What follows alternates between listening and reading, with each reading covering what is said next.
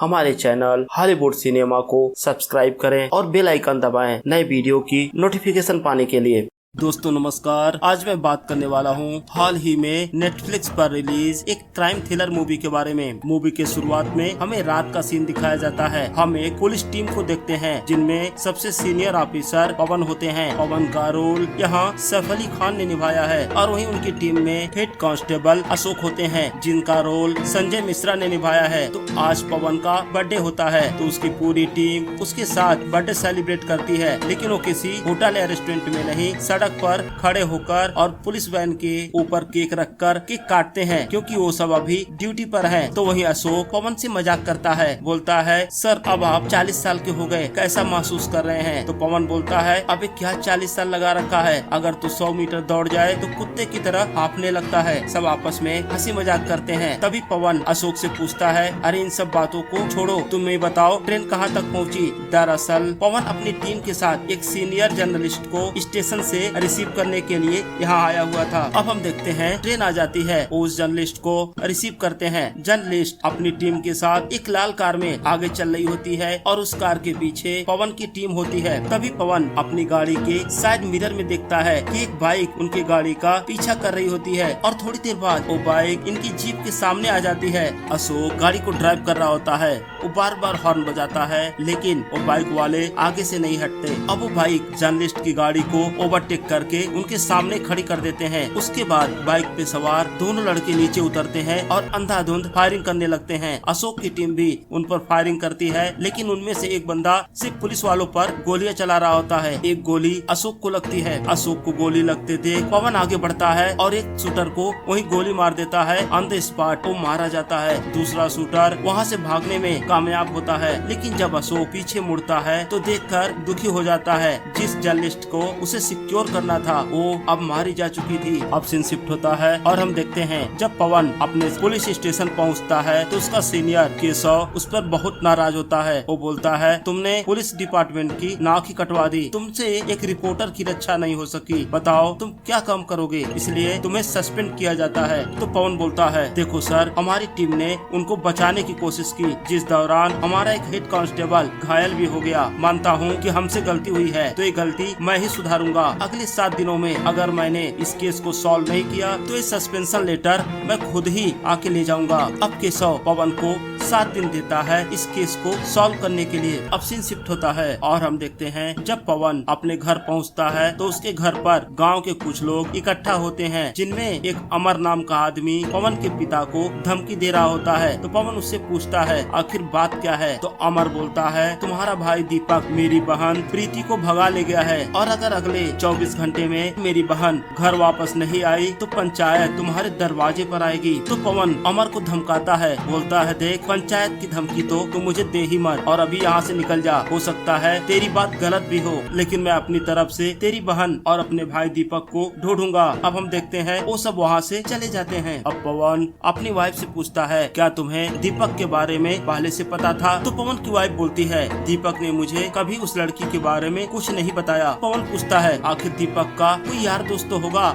जो उसके बारे में जानता होगा। तो उसकी वाइफ बोलती है दीपक का एक दोस्त तनेजा है, लेकिन मुझे उसके बारे में कुछ ज्यादा नहीं पता। अब पवन झुझलाते हुए बोलता है रात भर ऑफिस के काम चालू करो और घर आने के बाद घर वालों की समस्याएं, ये तो मेरी जिंदगी है। अब पवन तनेजा के घर जाता है और उससे पूछता है दीपक कहाँ है? तो बोलता है भैया दीपक कहीं पढ़ाई कर रहा होगा। तो पवन बोलता है मुझे पता है दीपक पढ़ने में कितना ही तेज है, पिछले साल वो 4 सब्जेक्ट में फेल था। सच सच बताओ कि दीपक कहाँ है? तनेजा बोलता है मुझे नहीं पता। अब वो पूछता है क्या तुम प्रीति को जानते हो? तो तनेजा हिचकिचाते हुए बोलता है हाँ प्रीति हमारे कॉलेज में पढ़ती है। अब सीन शिफ्ट होता है और हमें आनंद श्री नाम के एक आदमी को दिखाया जाता है। यहाँ आनंद श्री का रोल इंडिया के मशहूर जर्नलिस्ट सौरभ द्विवेदी ने निभाया है। हम देखते हैं आनंद श्री एक मोटिवेशनल स्पीकर होता है, लेकिन साथ ही में एक बाहुबली भी होता है। उसके गुंडे रात में एक घर पर जाते हैं और दरवाजा नॉक करते हैं। अंदर से एक हरपाल नाम का बच्चा बाहर आता है तो वो सब उससे बोलते हैं आनंद श्री ने तुम्हारे लिए कुछ गिफ्ट भेजा है। अब हरपाल हरपाल समझ जाता है कि आनंद श्री के गिफ्ट का मतलब मेरी मौत। हरपाल गन निकालता है और उन लोगों पर फायर करने लगता है। हरपाल वहाँ से भाग जाता है। आनंद श्री के लोग उसे पकड़ नहीं पाते। अब अगले दिन हम देखते हैं पवन अशोक से मिलने हॉस्पिटल जाता है उसका हाल चाल लेने के लिए। तो अशोक महसूस करता है कि पवन कुछ परेशान है। तो अशोक पूछता है आखिर सर बात क्या है। तो पवन बताता है उसका भाई दीपक गाँव की एक लड़की प्रीति को लेकर भाग गया है और जिसकी वजह से घर में और गाँव में भी काफी तनाव है। तो अशोक बोलता है ठीक है मैं अपने लोगों से पता करता हूँ दीपक के बारे में। तो पवन बोलता है तुम खुद हॉस्पिटल में हो तुम मेरी क्या मदद करोगे। तो अशोक बोलता है कल से मैं ड्यूटी ज्वाइन कर रहा हूँ। और वहीं दूसरी तरफ हम पवन के पिता को देखते हैं। गांव की पंचायत के लोग उनको बुलाते हैं। तो पवन के पिता पंचायत के लोगों से बोलते हैं आज तक किसी की हिम्मत नहीं हुई मेरे घर पर आकर धमकी देने की। जब तक गाँव के लोगों को एक कंफर्म ना हो जाए कि मेरा बेटा दीपक ही प्रीति को लेकर भागा है तब तक मेरे घर पर कोई नहीं आएगा। तो सरपंच बोलता है ठीक है आपके घर कोई नहीं जाएगा लेकिन अगर ये बात बाद में कंफर्म हुई कि दीपक ही प्रीति को लेकर भागा है तो क्या करोगे। तो पवन के पिता बोलते हैं मैं खुद अपने हाथों से दीपक को सजा दूंगा। अब सीन शिफ्ट होता है। हम देखते हैं पवन जब अपने पुलिस स्टेशन पहुंचता है तो वहाँ पर दो जर्नलिस्ट होते हैं। ये दोनों उसी जर्नलिस्ट के साथी होते हैं जिसका उस रात कत्ल हुआ था। तो पवन उनसे पूछता है एक बात बताओ तुम लोगों के पास आखिर ऐसी क्या इन्फॉर्मेशन थी कि जिसके लिए तुम्हारे ऊपर ऐसा अटैक हुआ। तो दोनों बताते हैं यहाँ के बाहुबली आनंद श्री के बारे में हमें पता चला कि वो अपने घर पर छोटे उम्र के बच्चों को काम पर रखता है और उनसे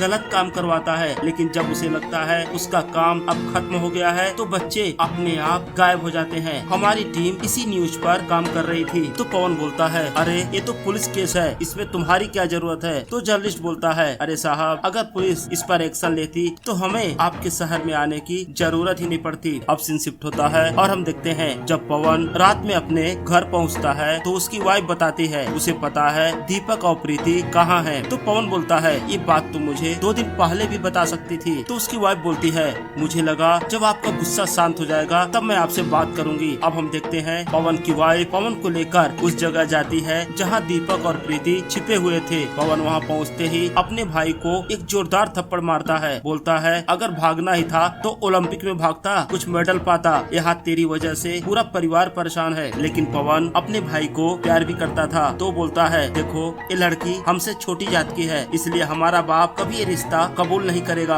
अब पवन अपने भाई को कुछ पैसे देता है और साथ ही बोलता है जब तक मैं तुम्हें यहाँ से जाने के लिए ना बोलूँ तब तक यहाँ पर छिपे रहना। अब पवन पुलिस स्टेशन जाता है तो वहाँ पर अशोक एक पेन ड्राइव लाता है। तो अशोक बताता है कि जहाँ पे शूट आउट हुआ था वहाँ के सामने की दुकान में सीसीटीवी लगा हुआ था तो मेरे पास उसका फुटेज है। जब पवन वो फुटेज चेक करता है तो दिखता है बाइक का नंबर उसमें क्लियर दिख रहा था। अब वो लोग बाइक के ऑनर के घर पहुंचते हैं तो उन्हें पता चलता है कि ये बाइक तो 1 हफ्ता पहले ही चोरी हो गई थी। और बाइक का ऑनर भी बताता है कि उसके पास कंप्लेन की कॉपी भी है। अब पवन निराश होकर दुकान से बाहर आता है तभी उसकी नजर एक पोस्टर पर जाती है जिस पर आनंद श्री का फोटो होता है। तो पवन को याद आता है उस पत्रकार ने आनंद श्री का नाम लिया था। अब पवन आनंद श्री से मिलने जाता है और उससे बोलता है उस पत्रकार ने आपका नाम लिया था। तो आनंद श्री बोलता है देखो उस पत्रकार के मरने का दुख मुझे भी है लेकिन उसके मौत से मेरा कोई लेना देना नहीं है। और साथ ही बोलता है जब तक तुम्हारे पास पक्के सबूत ना हो दोबारा मेरे घर की तरफ मुड़कर भी मत देखना। अब सीन शिफ्ट होता है और हम देखते हैं पवन का सीनियर केशव उन्हें बुलाता है और पवन को डांटता है कि तुम आनंद श्री से पूछताछ करने चले गए और मुझे बताया भी नहीं। चलो मैं तुम्हें किलर का फोटो भेजता हूँ।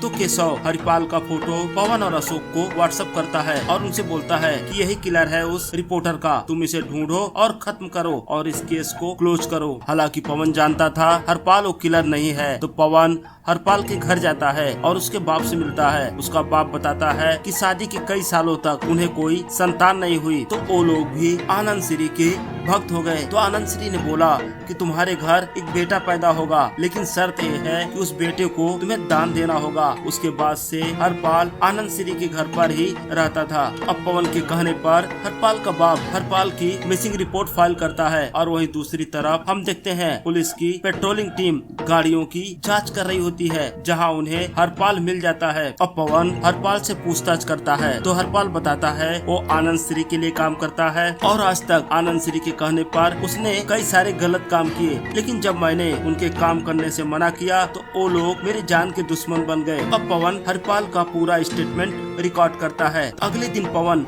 जब पुलिस स्टेशन आता है तो पता चलता है उसका सीनियर केशव हरिपाल को अपने साथ ले गया। वो समझ जाता है कि हरिपाल की जान अब खतरे में है। तो पवन केशव को कॉल करके बताता है तुम लड़के को तो ले गए लेकिन उसका कबूलनामा अभी भी मेरे पास है। तो केशव हरिपाल को वापस लाता है। तो पवन केशव से बोलता है मैं इस FIR पर कोई एक्शन नहीं लूंगा, लेकिन शर्त एक है कि इस बच्चे को जिंदा जाने दो। अब पवन हरिपाल को बॉर्डर पार भेजना चाहता था, लेकिन अशोक उससे बोलता है कि आप अपने भाई पर ध्यान दो, मैं सब देख लूंगा। सीन शिफ्ट होता है और हम देखते हैं पवन अपने भाई की शादी उस लड़की से करा देता है। अगले दिन हरिपाल का पिता पवन से मिलता है और उससे पूछता है अपने बेटे के बारे में। तो पवन बोलता है तुम्हारा बेटा जहाँ भी है सुरक्षित है, लेकिन मैं तुम्हें उसका एड्रेस नहीं बता सकता। तो बोलता है सर एक बार मेरी बात करा दो। अब हम देखते हैं पवन हरिपाल को कॉल करता है, लेकिन उसका फोन स्विच ऑफ जा रहा था। तो पवन बोलता है शायद उसका फोन अभी बंद है, मैं कभी बाद में तुम्हारी बात करा दूंगा। अब केशव आनंद से मिलता है, उसे बताता है सब कुछ अंडर कंट्रोल है, लेकिन पवन के पास हरिपाल का कबूलनामा है जो हमें चाहिए होगा। अब आनंद के गुंडे पवन के घर जाते हैं और उससे कबूलनामा मांगते हैं। पवन देने से मना करता है। तो बोलता है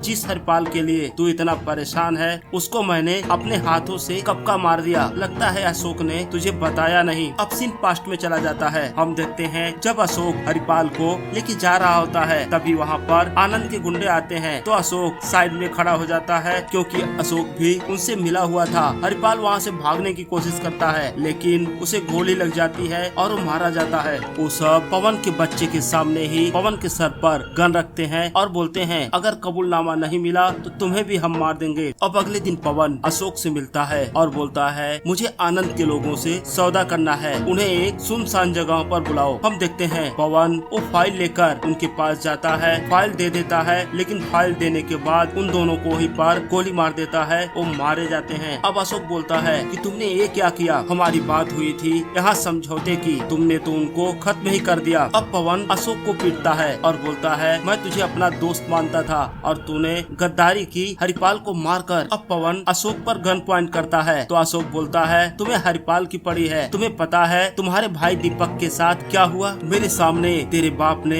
तेरे भाई दीपक का गला काट दिया। अपने भाई की मौत की खबर पर पवन को भरोसा ही नहीं हो रहा था, लेकिन वो जानता था कि अशोक सच बोल रहा है क्योंकि अशोक को दीपक का एड्रेस उसी ने बताया था। अशोक बोलता है वो लड़की मेरे बिरादरी की थी और तेरा भाई उसे भगा कर ले गया तो उसे तो मौत की सजा मिलनी ही थी। अब पवन गुस्से में आ जाता है और अशोक को वहीं शूट कर देता है। अब पवन केशव से मिलता है और उसको बोलता है देख हरिपाल के पेपर तो मैंने कोर्ट में सबमिट कर दिया है और इन तीनों को मैंने ही मारा है, लेकिन तू कभी साबित नहीं कर पाएगा कि इन तीनों का मर्डर मैंने किया है। अब पवन अपने घर पहुंचता है और अपने पिता को साथ लेकर खेतों में चला जाता है। वहां जाकर वो अपने पिता को शूट कर देता है और उसके बाद उनकी डेड बॉडी को वहीं खेतों में जला देता है। और इसी के साथ यह बेहतरीन मूवी यही समाप्त हो जाती है। तो दोस्तों कमेंट सेक्शन में हमें जरूर बताएं आपको ये वीडियो कैसा लगा, और अगर अभी तक आपने मेरे चैनल को सब्सक्राइब नहीं किया है तो प्लीज सब्सक्राइब करें। अब मिलते हैं अगले वीडियो में, तब तक के लिए जय हिंद दोस्तों।